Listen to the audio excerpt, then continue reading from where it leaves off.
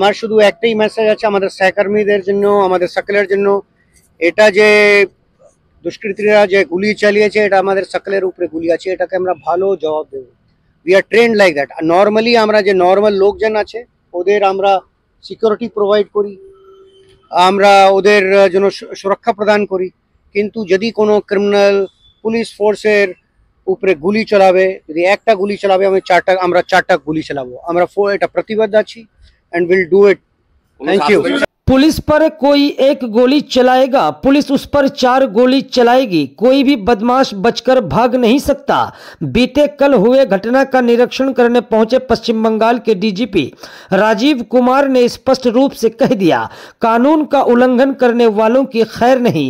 राज्य के मंत्री गुलाम रब्बानी ने भी कड़े शब्द में इस घटना पर दुख व्यक्त किया है।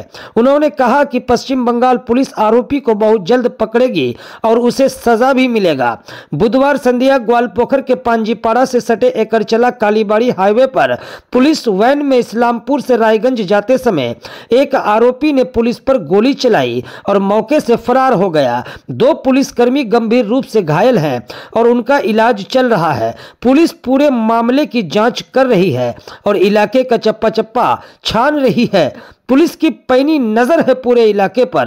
साथ ही बिहार पुलिस प्रशासन से भी बात चल रही है, ऐसी जानकारी मिल रही है। अब देखना ये होगा कि आखिर कब तक इस मामले का किनारा हो पाता है और आरोपी को सजा मिल पाती है। Bureau report, Chakulia Times. Fully ওনারা এশিওর করলেন আমাকে, আমাদের এলাকাকে। DGP, ADG law and order Rajiv Kumar সাহেব, তারপরে আমাদের ADG law and order Javed Shamim সাহেব, আইজি সাহেব, ডিআইজি সাহেব, এসপি, ডিএসপি সবাই ইনশিওর করলেন কি আসামি ধরা হবে আর ধরা পড়বেই যেভাবে হোক। আশঙ্কা এদিকে বিহারে পালাতে পারে, আমি তো বললাম একটু আগে 1 কিলোমিটার দূরতে আছে বিহারে যেতে পারে বা বাংলাদেশ যেতে পারে। যেটা ধরা গেল, যেটা পালিয়েছে ওটা করণ দিকের লোক ম্যাক্সিমাম ওখানে মোটরসাইকেল নিয়ে পালিয়েছে, এর মানে বিহারে ঢুকেছে। আর বিহারের সঙ্গে এরা কথা বলছে, আমাদের প্রশাসন কথা বলছে।